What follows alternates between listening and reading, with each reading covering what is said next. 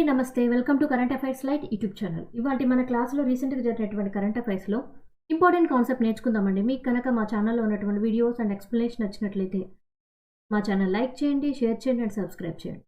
Welcome to current affairs light YouTube channel.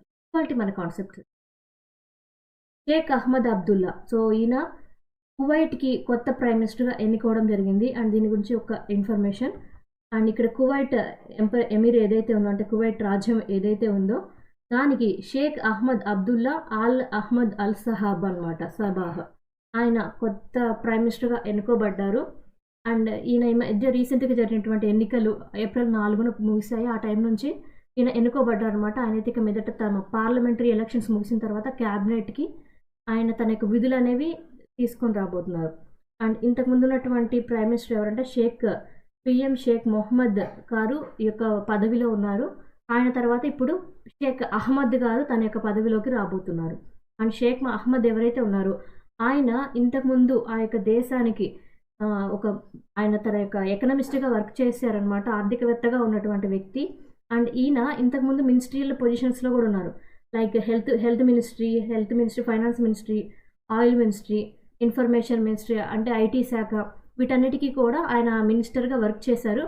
ఇప్పుడైతే ఆ దేశానికి ప్రైమ్ మినిస్టర్గా ఎన్నికైనటువంటి వ్యక్తి అనమాట. సో రీసెంట్గా కువైట్ యొక్క ప్రైమ్ మినిస్టర్గా ఎవరు ఎన్నికయ్యారంటే షేక్ అహ్మద్ గారని గుర్తుపెట్టుకోవాలి. ఇస్రో వాళ్ళ ద్వారా ఈఎస్ఏకి సంబంధించినటువంటి సోలార్ స్టడీ మిషన్ ప్రోబా 3 అనేది లాంచ్ చేయబడింది. దీని యొక్క ఇంపార్టెన్స్ ఏంటంటే ఇది ఈఎస్ఏకి సంబంధించినటువంటి మిషన్ అనమాట. అంటే ESA nothing but European space ఏజెన్సీకి సంబంధించినటువంటి కొత్త ప్రాజెక్ట్ అనమాట. యూరోపియన్ స్పేస్ ఏజెన్సీ వాళ్ళు మన దేశానికి ఒక ప్రాజెక్ట్ అనేది కేటాయించి దీన్ని పంపించడానికి మన ఇస్రో వాళ్ళ దగ్గర ఉన్నటువంటి రాకెట్ లాంచింగ్ స్టేషన్ని యూస్ చేసుకుంటున్నారు.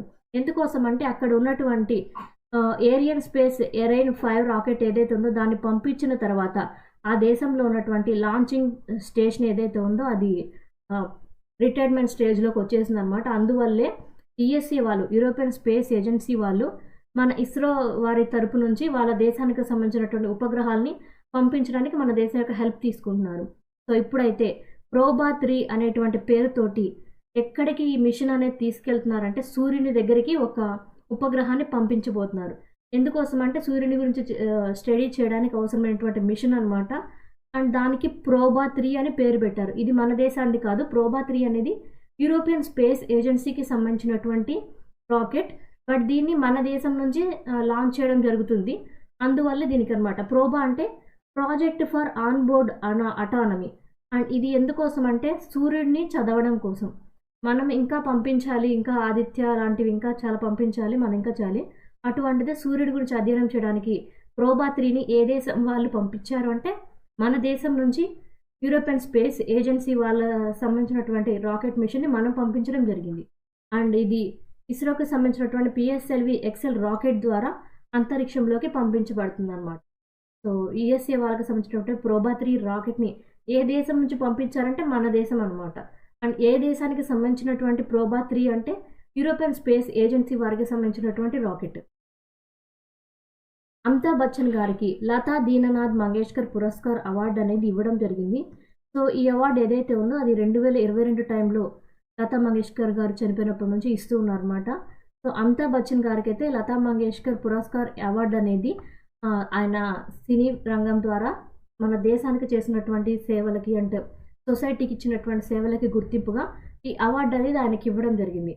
అండ్ ఇది ఏంటంటే ఈ అవార్డు మ్యూజిక్ రంగంలో, సినిమా రంగంలో అండ్ సొసైటీకి సేవలు అందించిన రంగంలో అండ్ దాంతోపాటు లిటరేచర్ పరంగా అంటే కళల విభాగంలో కొంతమంది ఎవరైతే సేవలు అందిస్తారో వాళ్ళకి ఈ అవార్డు అనేది ఇస్తూ ఉంటారనమాట. సో అసలు ఈ అవార్డు అందుకున్నటువంటి మొట్టమొదటి వ్యక్తి ఎవరు అంటే మన మోడీ గారు. ప్రైమ్ మినిస్టర్ మోడీ గారికి ఫస్ట్ టైం ఈ అవార్డు అనేది ఇవ్వడం జరిగింది. దాని తర్వాత ఆశా భోన్స్లే గారికి 2023 సంవత్సరంలో ఈ అవార్డు అనేది ఇచ్చారు. సో ఈమె వచ్చేసి లతా మంగేష్కర్ గారి యొక్క సోదరి. అండ్ ఈ అమితాబ్ బచ్చన్ గారితో పాటు ఏఆర్ రెహమాన్ గారికి మాస్టర్ దీననాథ్ మంగేష్కర్ పురస్కార్ అవార్డు అనేది కూడా ఇస్తున్నారు. ఎందుకంటే మ్యూజిక్ పరంగా, భారతీయ సంస్కృతిలో మ్యూజిక్ పరంగా ఆయన అందించినటువంటి సేవలకు గాను ఏఆర్ రెహమాన్ గారికి కూడా ఈ అవార్డు అనేది ఇస్తున్నారు. వీళ్ళతో పాటు ఇంకొంతమంది లిటరేచర్ పరంగా, సినిమా పరంగా వర్క్ చేసినటువంటి వ్యక్తులకు కూడా అవార్డు ఇస్తారు. మెయిన్‌గా ఇప్పుడు వచ్చినటువంటి అవార్డ్ లిస్ట్‌లో ఉన్నటువంటి మెయిన్ పేర్లు ఏందంటే అమితాబ్ బచ్చన్ గారు అండ్ ఏఆర్ రెహమాన్ గారు. ఈమె ఆశా భోంస్లే అనమాట. ఈమె చేతుల మీదుగానే ఈ అవార్డ్ అనేది అందరికీ ఇవ్వబడుతుంది. Thanks for watching my video. మీకు కనుక నా వీడియో ఎక్స్‌ప్లనేషన్ నచ్చినట్లయితే నా వీడియోస్ లైక్ చేయండి, షేర్ చేయండి అండ్ సబ్స్క్రైబ్ చేయండి. మీకు నా వీడియోస్ ఏ విధంగా అనిపిస్తున్నాయో నాకు కామెంట్ సెక్షన్‌లో తెలియజేయండి. Thank you for watching my video. Thank you.